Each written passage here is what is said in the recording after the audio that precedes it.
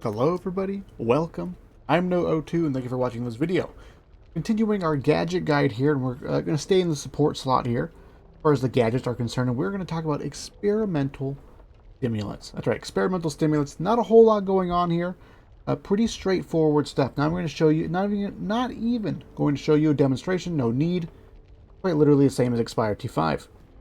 So because it takes up the same slot, it seems like all of these gadgets follow this pattern of experimental stimulants takes up the support slot. Expire T5 takes up the support slot.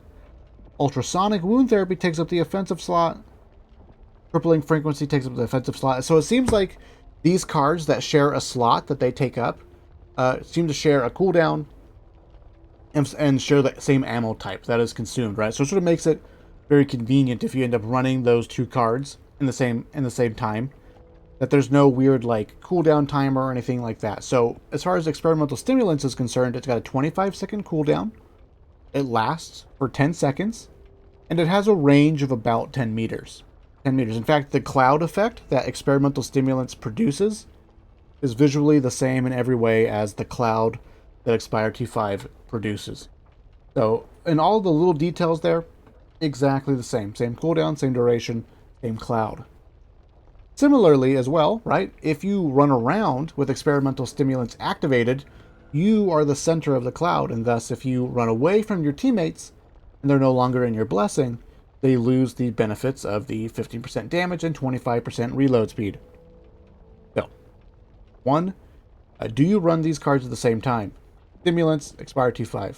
Maybe. But what's interesting about these cards, about these gadgets, is that they fulfill totally different roles. Expire T5, great tool for dealing with the horde of zombies, the horde events. Experimental stimulants, we like that for dealing with mutations. Mutations, we want DPS. We want damage per second, right, DPS. We want damage per bullet to be really high, and we want really high fire rate, and that's the baseline for DPS. And Back for Blood, there's two other stats that are important that affect our TTK, or our time to kill, when it comes to dealing with a tall boy or a beefy mutation or a boss, right? Because a lot of times you end up needing to reload between those times. And so the other two stats, the two secondary stats that are relevant when it comes to our TTK, or our overall DPS versus a mutation, is reload speed and magazine size. The more damage, the more bullets we have, the more damage we have per magazine. Means that we have to reload less often, but also the faster we reload means the quicker we can eliminate beefy mutations and things like that. Experimental stimulants is great in that it gives us both the 15% damage and 25% reload speed, and it's a team effect. So, no real need to demonstrate. You push the button, you get the effects, it feels real good. I'm going to assume that just like all of the other damage types, that this 15% damage is multiplicative, as we've already established in previous studies, right? Swing point science. And I'm going to assume that the reload speed is, diminishing returns, as all of the other reload speed also works in the game. I haven't tested it. I will not be testing it. If you truly want to nerd out about those little details, go for it. But not me. We're big picture here. Big picture. So what is the big picture? This is a bonus team damage card, right? This is the same thing as Shredder. 15% damage versus the target. The target you shoot takes 15% increased damage. We can effectively view it as a 45% team bonus damage. Experimental stimulants does the same thing effectively, plus we get the 25% reload speed at the sacrifice of having to use ammo and lose our support slot. But even with that being said, I still think that this is a great card. If you're looking to increase your team's overall DPS in a variety of situations, at the push of a button, this is a great card. In fact, if you like to run Shredder, and you're also not a support player, maybe consider running experimental stimulants. Yeah. Only takes 40 ammo, so you can get a little bit of extra ammo out of it. You run on your mark, or someone else on your team runs on your mark, and you get a lot of mileage out of this card.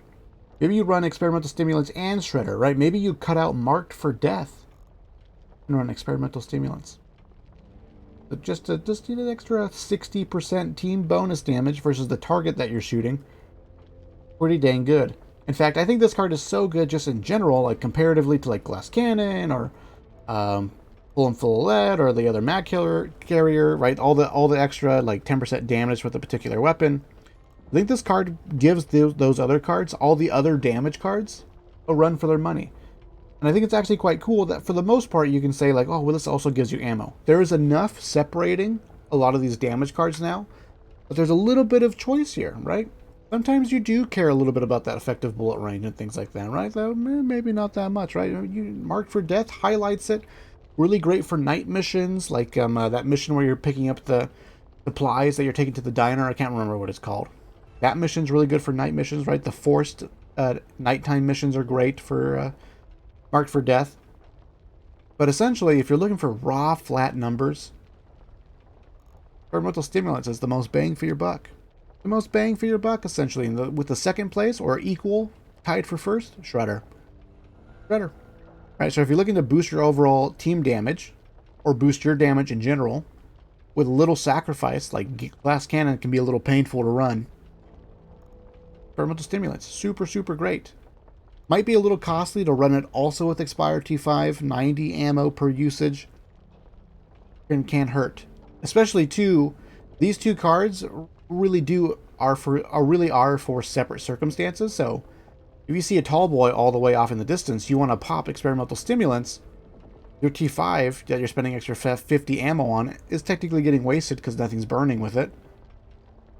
So just keep that in mind when you're doubling up on these gadgets, because you can't choose to use one or the other. You use both of them automatically at the same time. The only major issue that I really see with Experimental Stimulants is that it takes AR ammo.